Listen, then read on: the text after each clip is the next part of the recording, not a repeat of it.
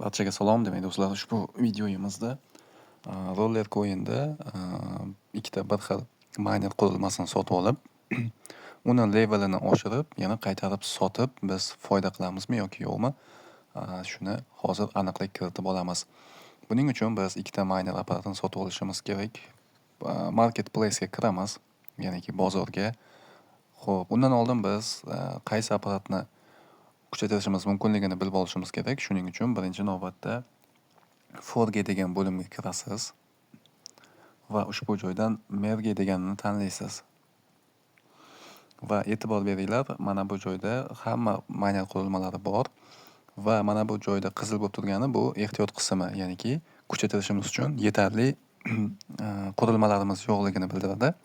Yonidagi turgan qizil esa sotish mumkin emasligini bildiradi. Ya'niki siz agar buni kuchaytiradigan bo'lsangiz, sota olmaysiz.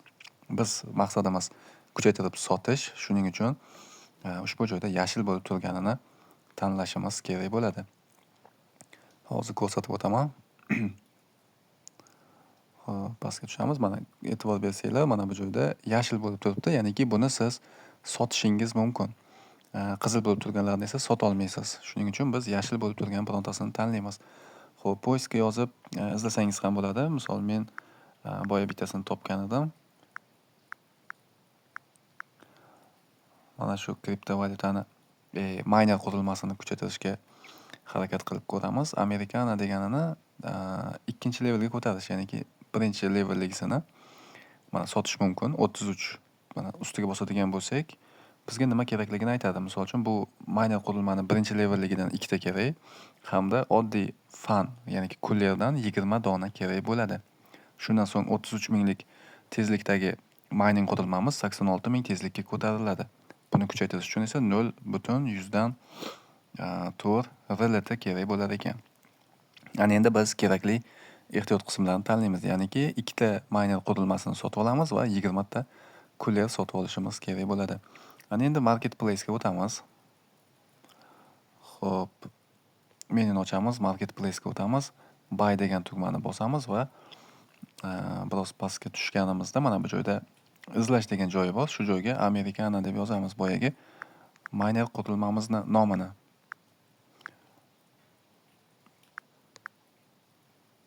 Sizlar ham xuddi shunday qaysi mayner qurilmasini kuchaytirmoqchi bo'lsangiz yoki sotib olmoqchi bo'lsangiz, nomini bilsangiz izlab osongina topishingiz mumkin bo'ladi.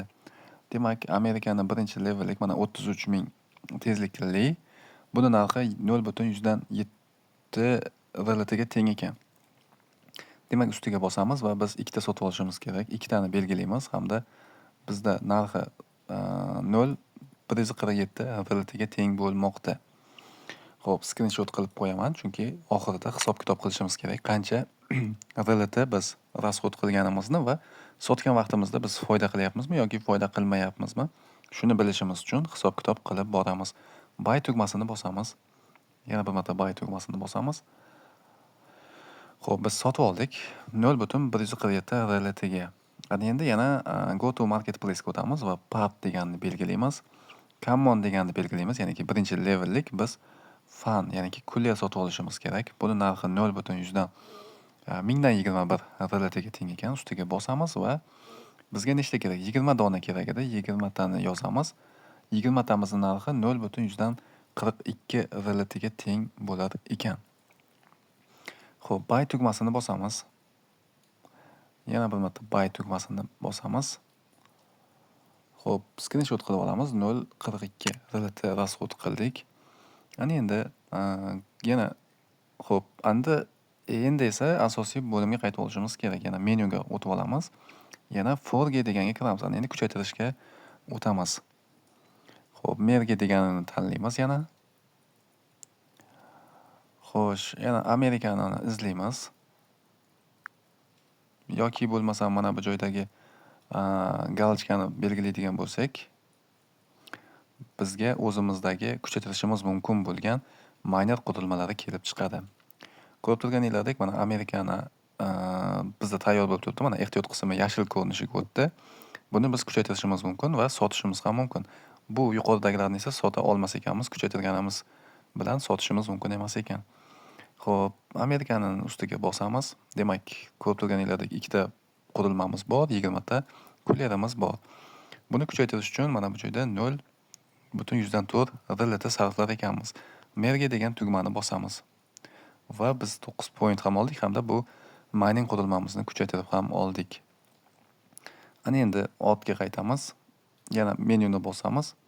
Birinchi navbatda biz rasxodimizni hisoblab olishimiz kerak.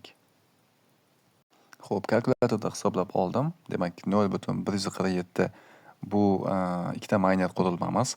0.142 20 ta kulyerimiz hamda kuchaytirishimiz uchun 0.104 RLT ketgan. Umumiy hisobda 0.1607 RLT rasxod qilibmiz. Ana endi buni qanchaga sotib olamiz, shuni hozir bilib olamiz. Yana Roller Coin'ga o'tib olamiz va Marketplace'ga o'tamiz. Xo'p, menyuni ochamiz, Marketplace'ga o'tamiz. Sell degan tugmani bosamiz va miner deganini tanlaymiz. Bizdagi miner qurilmalarimiz kelib chiqadi. Mana yuqorida miner yoki parts degani bor. Rake degan qaysini sotmoqchi bo'lsangiz, tanlab sotishingiz mumkin bo'ladi. Xo'p, biroz pastga tushamiz. Demak, bizda mana Americano 2-levellik miner qurilmamiz bor va buni sell miner deganini tanlaymiz, bosamiz.